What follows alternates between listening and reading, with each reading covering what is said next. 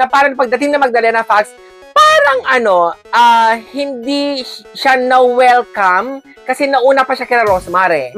Rosmar, kila Rendon. Pagdating na Magdalena Fox, gumanon sa kanya si Diwata. Ay, pinakit na lamang para isayaw ang Jumbo Hotdog. Oh. Makikita mo naman sa gilid, nasa gilid lamang si Magdalena Fox talaga. Ikot siya ng ikot doon kasi nag-aantay siya kasi palagi daw ang sabi sa kanya ni Diwata is, mamaya na sandali. Nagme-message si Magda sa kanya, wait lang, busy. Oo, busy, kapatid. Pero siguro, mas okay na lang na sana binigyan mo ng importansya. Hapon na eh. Sabi hapon na talagang mga alas 2 na yon si Magdalena Fox. Sa gilid lang siya nag-aantay kasi iniisip niya, ganun ba ako init? Kasi busy si Diwata na gano'n. Kasi hanggat sa umalis na lahat ng mga sikat na magatin na content creators, si Magda nandun pa rin. Hindi niya alam kung saan siya lulugar. Hindi niya alam kung saan ba ako tatambay kasi ang init-init ng catering nandito sa side. Sa catering, para doon sa mga guests, guest niya si Magda. Sana doon si Magda sa mga guests kung saan may catering. Ang tinuro niya doon sa may palitan. Kaya iba na makaibigan yung dalawa, pero never in-introduce ni Diwata si Magdalena Fox bilang sikat na TikToker, na kaibigan ko, na matagal na kami nakakilala. Wala, Magdalena Fox lang. Ganun lang papakilala niya parati. Sa akin, kung talagang kaibigan ang turing mo doon sa isang tao, may pera man yan o wala, kung noon naman na walang-wala ka din na magkasama kayo, sana binigyan niya yun ng importansya. Hindi ko naman binabash si Diwata kasi fan din niya ako. Pero parang may mali yata sa treatment niya dun sa kanyang kaibigan. Ang alam ko, malaki rin na itulong ni Magdalena Fox dito kay Diwata. Kung may pinagsamahan kayo regardless, di ba? Yes. Kung ano man yung estado mo sa buhay, di ba? Bilang magkaibigan, dapat po binibigyan mo ng importansya yon. Daming mga bashers na hindi ako noon naniniwala. Pero nung napanood ko yung parang short video clip tungkol kay Magdalena Fox, parang naniniwala na ako na medyo lumaki nga ang ulo ni Diwata.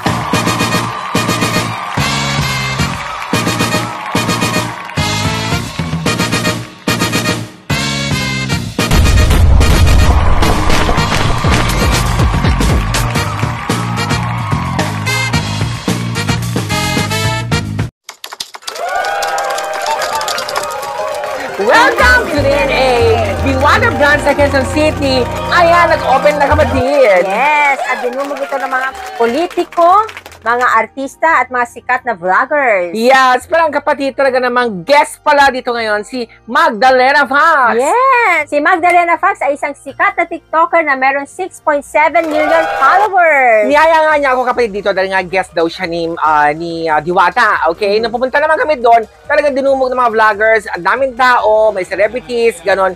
Yun nga lang kapatid, bago ang lahat, makaibigan pa rin dalawa, matagal na sa tiga Leyte kasi sila pareho. Kaya nga pala. So, ibig sabihin, imbitado si Magdalena Fox dito. Yes, invited si Magdalena Fox. Ngunit, kapatid, napansin nga ng marami na parang pagdating na Magdalena Fox, parang hindi siya na-welcome kasi nauna pa siya kila Rosmar eh. Rosmar, kila Rendon. Pagdating na Magdalena Fox, gumanon sa kanya si Diwata. So, naintindihan naman ni Magda daw yun. Naintindihan yun.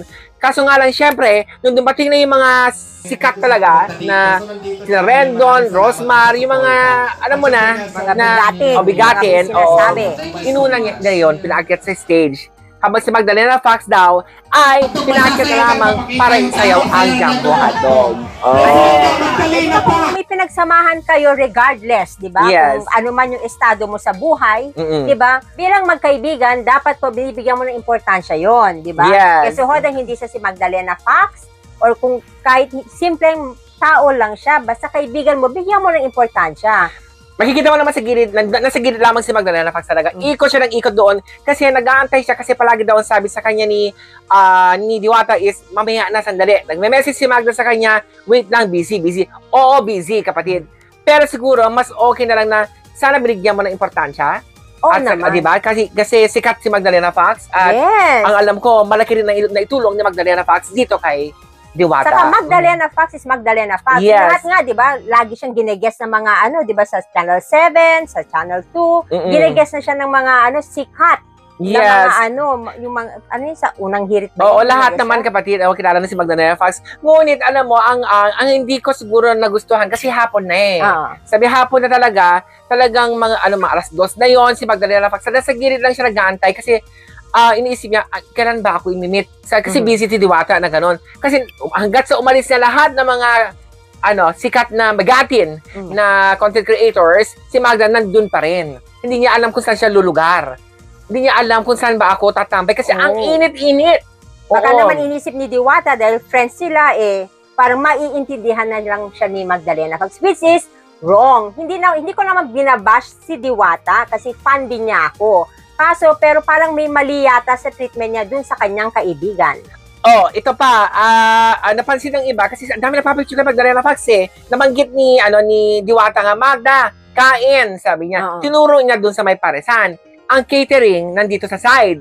So catering para doon sa mga guests, guest na si Magda. Sana dun si Magda sa mga guests kung saan may catering. Ang tinuro niya doon sa may paresan. Kaya nag-question na marami. Ang dami, hindi ko alam. Pero nung napansin ko rin naman, nakita ko lang pagod na pagod si Magda. Nag-aantay siya.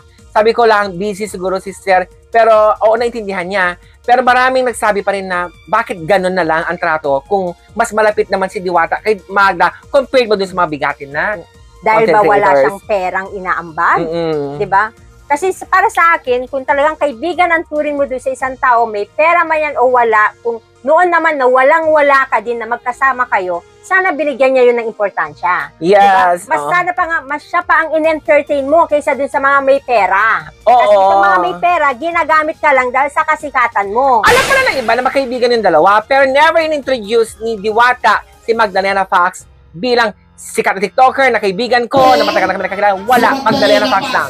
Ganun lang, papakilala niya parati. So ngayon, maraming nang haka-haka, marami nang umiikot sa ng tao ngayon sa pag-iisip. Pero kung iisipin mo nga naman, parang bago lang ba sila magkakilala? Yung pala, malalim na pala pinagsama nila. Yes. Pero na-set aside si Magdalena Fox. Parang malaking question mark yun. Sabi ng iba, bakit Diwata? Parang nanliit si Magda dun sa gilid lamang na sana man lang, na-introduce man lang siya. Kasi guess, inuna pa yung na-late. Ganon. Yes. Kasi lagi naman, napapanood ko kasi mga vlog, di ba? Yung mga vlogs tungkol kay Diwata, lagi lang siya na, wait, busy. Pero pag dumating sila Rosmar, yung mga may mga dalang pasalubong, agad-agad, walang eme-eme, may time.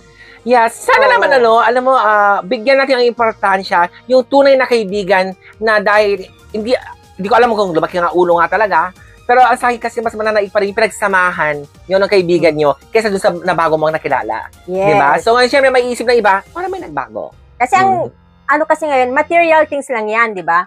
Na ngayon nandiyan ka sa tuktok ng kasikatan. Yes. Paano pag nawala ka na? Nandiyan pa kaya ang totoong mong mga kaibigan? Correct. And si Magdalena Fox talaga, nakikita ng kapatid, talagang talentadong Pinoy yan. Alam mo naman na talagang pinag-uusapan parati ang kanyang content. Sana naman, pansinin naman natin, alam mo si Magdalena Fox, na si Rosmar, bigyan natin naman ng magandang exposure at tulong si Magdalena Fox. Hindi naman tayo sa nagbe-beg or something, pero syempre, huwag tayo dun sa meron na. Papayamanin mo pa. Diba? Doon ka na naman sa mas nangangailangan pa. Pero yung sa mga tao naman na nanggaling ka sa wala, tapos umangat ka, wag naman sana lumaki ang ulo. Kasi ang daming mga bashers na hindi ako noon naniniwala. Pero nung napanood ko yung parang short video clip tungkol kay Magdalena Fox, parang naniniwala na ako na medyo lumaki nga ang ulo ni Diwata.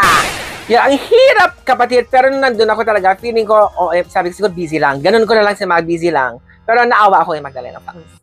I don't think so. Kasi kahit gaano ka ka-busy, pag kaibigan mo ang nandyan, bibigyan mo yan ng oras at importansya. Yes. Kasi yan ay kaibigan.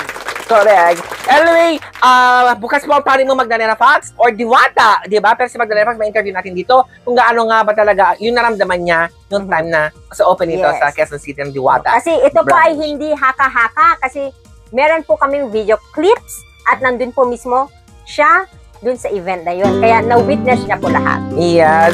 Anyway, yan po ang aming opinion dito. Sana naman, manaig pa rin ang friendship. Kasi sa mga bagong kilala mo lang na hindi mo alam kung magkakatiwalaan. At kay Miss Rosmar, sana po matulungan mo din si Miss Magdalena Fox. Yes, okay. Anyway, makachat naman sila ni Magdalena Fox. Nakachat, oo. So ngayon, nagre-reply naman si Rosmar sa kanya.